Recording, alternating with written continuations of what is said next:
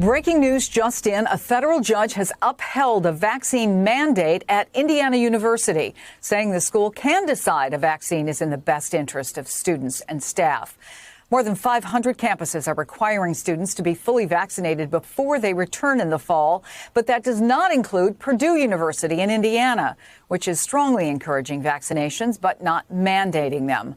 Joining me now, the president of that university and former Republican governor of Indiana, Mitch Daniels. It's good to see you, and you may be hearing this for the first time because we literally just got it in.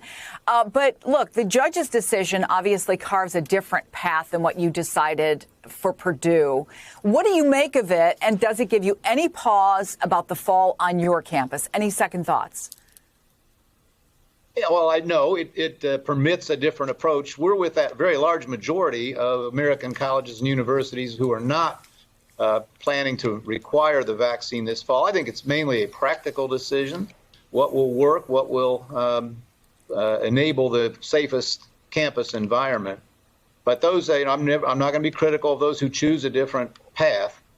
I will say here at Purdue, we have offered a choice model. And people can either choose to stay with the system we used all last year, where all of us were subject to surveillance testing on a regular basis, or they can exempt themselves by getting vaccinated. And we've done everything we know how to encourage that, enable that. We gave 37,000 shots before school broke in May.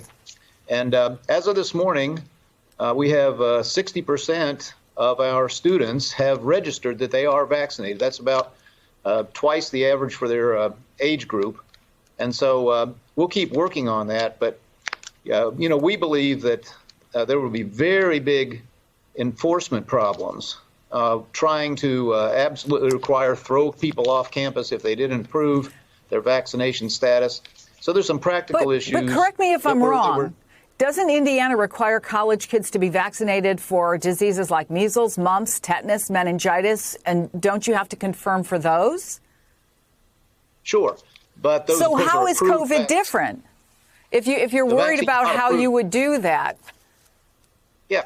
Well, remember, you're talking to big advocates of the vaccine, and we've been promoting it every way we can.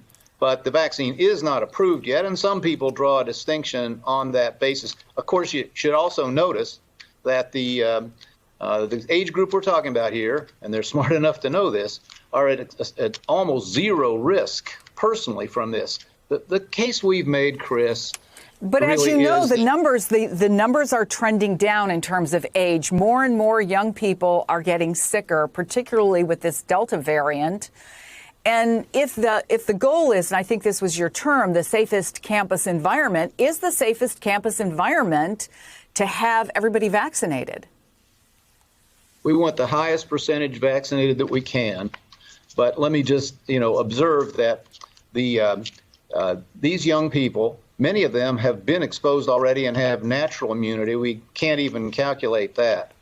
I've said to them, listen, we believe in personal responsibility here, and you can make a choice about yourself, but we share a responsibility to keep this campus open. So if you don't do what we believe is the wise thing and get the vaccination, then you will have to agree to some other inconveniences. Regular testing, and what may be more important, if you are exposed and unvaccinated, you'll have to quarantine and interrupt your own academic progress in a way you probably won't find very comfortable. Are you confident in your ability to enforce it? Because one of the things that you just said to me was the concern about enforcing and how you would enforce if you had a vaccine mandate. But if you have all these other regulations like masking indoors, et cetera, isn't that an even bigger enforcement challenge? First, I'll say we won't make the masking indoors or masking in classroom decision until we get much closer. That's something we can decide literally at the last minute. And so we don't know yet what we're going to do, and neither do any other schools that we're talking to, or most of them. So, yes, these are real problems. By the way, a number of these schools who have used the term mandate have been backwatering from that and said, well, we'll take your word for it, or you can go get tested, and if you do decline. So as a practical matter, I think we're all just trying to do what we can to make sure that these kids, students.